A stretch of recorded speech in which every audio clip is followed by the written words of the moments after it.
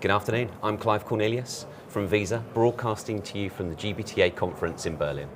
Joining me today is Paul Raymond, Director of Strategic Relationships at Conferma. Paul, thanks for being here today. Thank you very much for the invitation.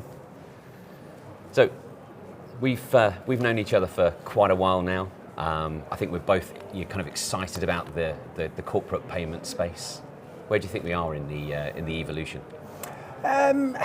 Not as far along as we'd like to be, but certainly, where we've been involved in this, like you say, for too long, really, from our point of view. But I think where we've got to now is that the use of virtual payment for the first time is actually now being seen as a really important part of payment. So I'm beginning to see that where we previously had examples of virtual payment only being used for edge cases, so things like people who didn't have a corporate card or non-employees, for argument's sake, that would be where a virtual card would be used. What we're now seeing is that virtual payment is becoming de facto, and there's a lot of reasons for that, which I'm sure we can come on to, but essentially what we're seeing now is that people have an appetite to use virtual payment, not just for your standard travel purchases, but for extending the use of virtual payments and all the benefits that go with it. Okay. So let's dig into those a bit more, shall we? So you kind of talked about them becoming de facto. So you've seen kind of virtual cards looking at elements of the trip that maybe used to be covered by other products. What changes have had to happen to make that possible? Well, I think three main changes really. So those would be integration. So as you know, we've been working with various organisations, whether they're TMC owned or technology providers, to actually integrate virtual payments at point of sale to make it available through all of those systems. Then we've got, more interestingly, legislation.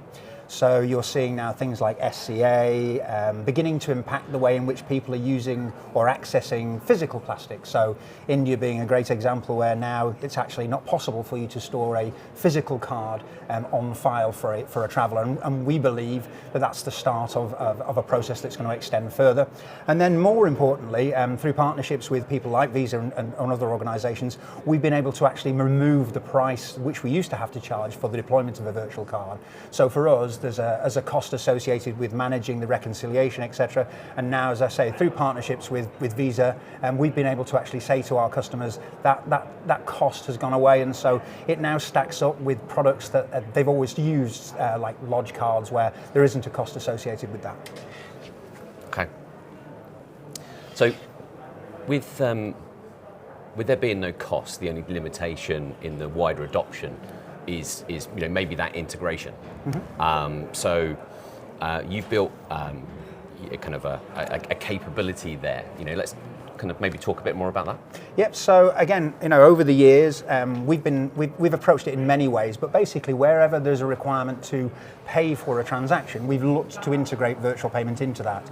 So whether it's a wholly owned platform by a TMC, or whether it's something like a Concur or a Get There self-booking tool, we've gone to those organisations and we've worked with them to make sure that point of sale was available.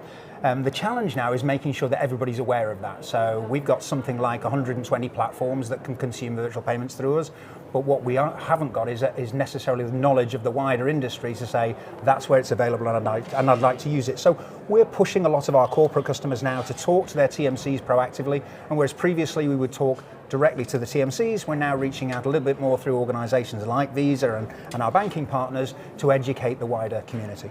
Okay, excellent.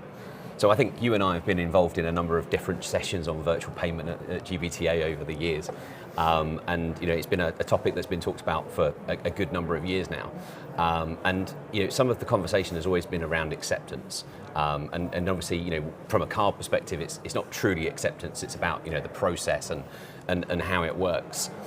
So with that in mind, how have how's that problem been solved? How have we kind of been able to evolve the use cases beyond where we are today? Yeah. So again, where we've been very successful is essentially the off-trip transaction.